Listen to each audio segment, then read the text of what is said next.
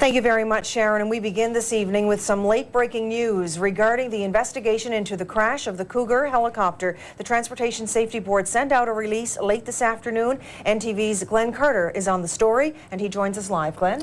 Thank you, Lynn. Well, the investigation into the crash of Cougar Flight 491 off St. John's has led to a major development tonight. The TSB has discovered a vital element in their search for the cause of that crash.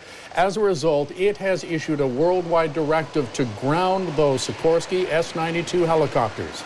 Investigators examining the wreckage of the Cougar helicopter have discovered a serious problem with the main rotor gearbox in the wreckage. It is a broken mounting stud for a critical oil filter. Now, you'll remember the pilot of the Cougar helicopter had radioed a problem with his main gearbox oil pressure before crashing into the ocean. The problem, now identified by the TSB, was the subject of an alert service bulletin by Sikorsky Helicopters, January the 28th. The company recommended work be undertaken within a year or within 1,250 flying hours to replace key components of the oil filter assembly. Now, the TSB won't comment yet on whether those modifications were made before the crash of Flight 491.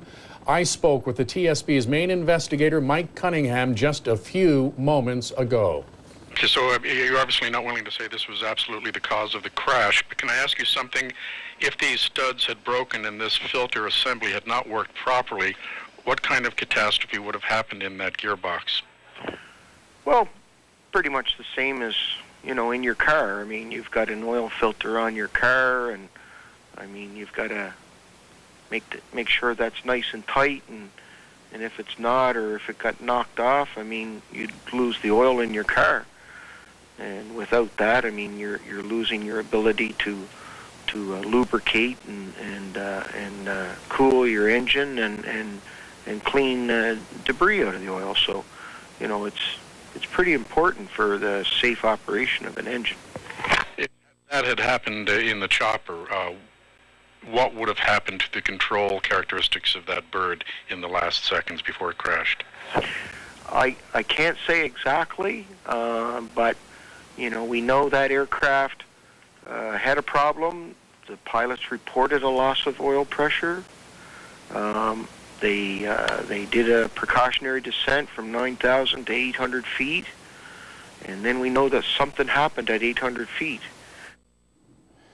Of course, Mike Cunningham, and one of the questions now becomes whether the downed helicopter had undergone those modifications requested by Sikorsky in late January of this year. Were critical titanium parts in the oil filter assembly, in fact, replaced by steel ones? That was a question also for Mike Cunningham just moments ago. Your people have seen the studs in the downed chopper. Were they titanium or were they steel? Glenn, I can't say 100% for sure. This is certainly some of the stuff that we're going to be looking into. But, you know, it's only been a couple months since that service bulletin came out. And operators did have, you know, 1,200 hours or 1 year to comply with that service bulletin. So since it's only been 2 months, I mean, it's possible that, yeah, they were still the original titanium studs. Now, what we want to show you now is a schematic drawing of the gearbox in question. The problem identified in that piece of machinery we are now looking at. Mike Cunningham saying it is too early to come to any conclusions about the cause of the helicopter crash, but certainly the main gearbox, we're looking at it right here, has been a focus of the TSB investigation from the get-go. Transport Canada, other worldwide aviation authorities have been told to ground the Sikorsky S-92 helicopters, which have not undergone the modifications to the oil filter assembly located in what we're looking at there, the main gearbox of the Sikorsky S-92. We will, of course, be following this story as more developments warrant coverage, and we'll have that for you. The big question here is, of course, the directive came out on January the 28th, yeah. And the accident happened on March 12th. Exactly. And question is, were the modifications made? Mike Cunningham couldn't say or wouldn't say one way or the other. And according to the manufacturer, there was no requirement to make them immediately. They had a year to do it or 1,250 flying hours. Absolutely. Key point there. Yeah. Okay, thanks, Glenn. All right. Well, still with our top story this evening, the RCMP says the sole survivor of the crash of Cougar Flight 491 is improving, but not yet in a condition to speak to them about the incident.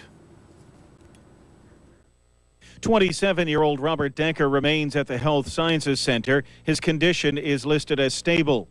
He is the sole survivor of the crash of Flight 491 last Thursday. Police hope he can shed some new light on the last moments of the flight before the crash. They say he is improving, but not yet able to speak with them about the incident. Yes, earlier in the week we were led to believe that we would be speaking to him by the end of this week, which is today, of course, and that may have been an optimistic projection. At this time, we don't believe that it will take place anytime in the near future. We haven't yet received confirmation from his family physician and from his family that he's okay to speak just yet. Can you give us any indication of his condition? We are understanding that he is steadily improving and he's doing well, and when he's ready to speak, and only then will we seek clearance from the doctor to speak to him. Police are also saying today they continue to work closely with the families of the victims, updating them on the investigation into the tragic crash of the Cougar helicopter. They are also awaiting word from the medical examiner on the official causes of death of the 17 who were lost in this tragedy. No, we don't have word yet from the chief medical examiner. As you can imagine, he's been pretty busy in the last few days.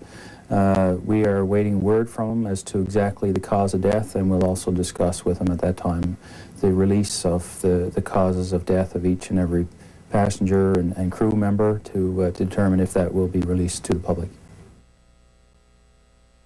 Well, the Offshore Petroleum Board issued a response today over the questions raised by the Premier about survival suits. Danny Williams is concerned that the standards for the suits may be out of date, but the board says no safety issues with the suits have been identified. NTV's Michael Connors has that story. Yes. It's just one of many aspects of the story that will be analyzed in exhaustive detail in the coming months.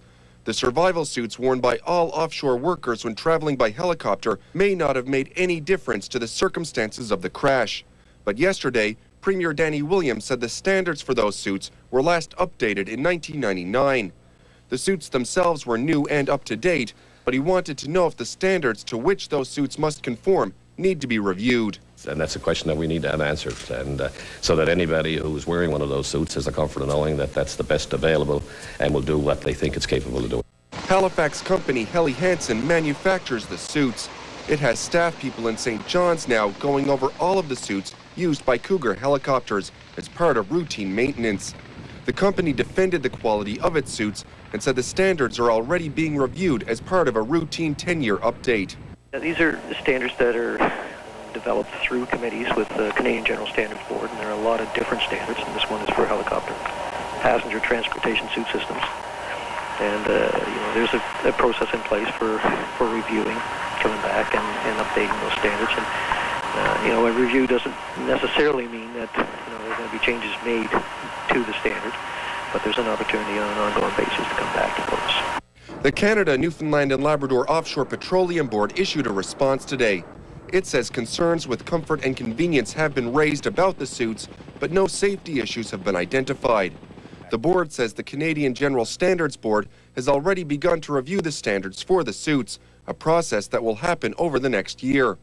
It has asked investigators to let the board know immediately if the suits contributed in any way to injuries or fatalities in the crash. Michael Connors, NTV News.